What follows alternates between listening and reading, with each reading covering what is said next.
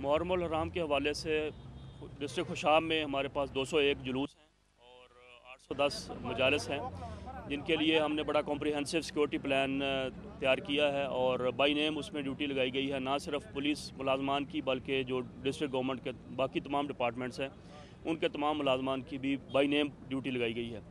आज हमने flag march किया है इसी हवाले से, और फ्लैग मार्च का जो मेन पर्पज़ है वो तो होता है शो ऑफ फोर्स, लेकिन at the same time it shows our commitment, our alertness, our preparedness. और ये हमारा मिसक्रिएंट्स को, टेररिस्ट को ये मैसेज है कि खुशाब पुलिस हर किस्म की अनप्लेजेंट सूरत हाल का मुकाबला करने के लिए पूरी तरह तैयार है।